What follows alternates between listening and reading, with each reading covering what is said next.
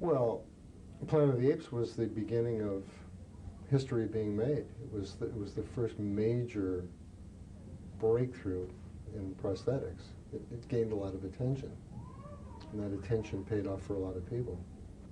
In those days, when you went to work at MGM or Universal, there were labs, and those doors were closed. And if you were just a run-of-the-mill makeup artist, you weren't allowed to go behind those doors. It was very, very secretive, and it was not available to everyone. John changed that, and the door was always open. There was never a question about him sharing information. In fact, I used to call him on the phone night and day. Well, of course, I was a fan of the movies when I was young. The big influences with me in films were the Outer Limits for TV had a great influence. The makeup John Chambers did, The Sixth Finger, was a big influence on me.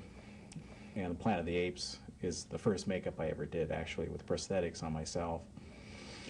And then it was probably Exorcist that really, when I thought, you know, this is amazing, and you know, I should start trying to do this. And that's when, right after that, I started playing around with, you know, the big stuff.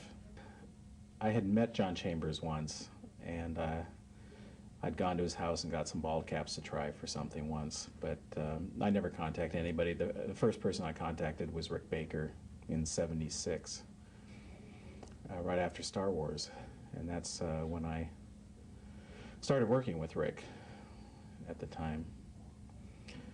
And I was a big fan of Rick's with all, of course, all his stuff.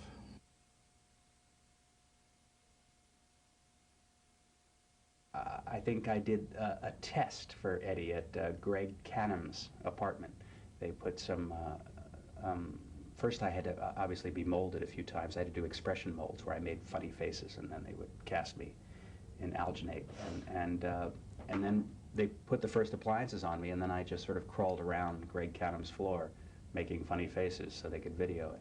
And it was at that point that Rob decided that I was the guy for him. Yes, Ridley Scott wanted me to come out of a placid, calm body of water, which means I would have to be submerged long enough for the water to completely settle with no ripples.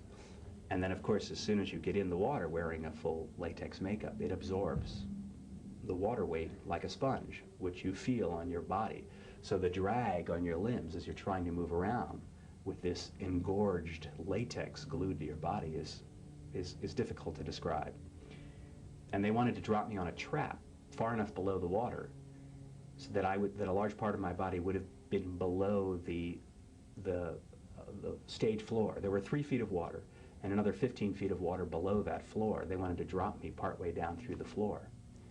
And I said, well, if you drop me far enough below that trap door, when you push me up, my body recoils such that the trap only being approximately 3 feet wide, if my arms swing out, you could shear my arm off as the 2 metal plates pass each other. You could even decapitate me because I'm only supported up to my waist. And the first AD went, yes, I suppose you're right. Well, we'd better rehearse this then. And I went, you know, I don't think I should do this. You know, I don't think I should do it, because it all started to come clear to me that, you know, they could just bury me behind stage 19 and no one would ever hear of me again. But I went to the Beverly Hills Hotel and auditioned for Ridley Scott. We went in this little theater room for, you know, for conventions, I guess. And he sat in the front row, and I got on the floor, and I you know, did this full-blown characterization that I did in the movie, with, you know, making that face and going, what, you know. And after it was over, there was a long pause, and he said, well, you badly need the makeup, do you? And I went, thank you. That was another backhanded remark. We started doing tests on data. We tried running a lot of different colors on him, pink, gray. In fact, Roddenberry liked gray. And we finally came up with a gold color. And met all the rest of the cast. And that has become a home for me for the last 10 years. And there's really no end in sight with the show. My job just isn't supervising the makeup there, which I still take care of two of the people on Voyager and Terry Farrell on Deep Space Nine. But to organize and get these exhibits built and take care of the CD-ROMs and get the help and get the Klingons ready and the Vulcans ready and the Cardassians, and it's just like I know where everything's buried. Probably the most time we ever have to get anything ready is 2 weeks. So anything you see that's on the screen in Star Trek has been started from a concept 2 weeks before you usually see it. Well, all the men I've come across seem to have grown up making things in their garages, which I did too, but it seems very much of a boys' thing. And especially more of what I do of actually making things, mechanics and sculpting and stuff. And I don't know why that is, but that's the impression I get.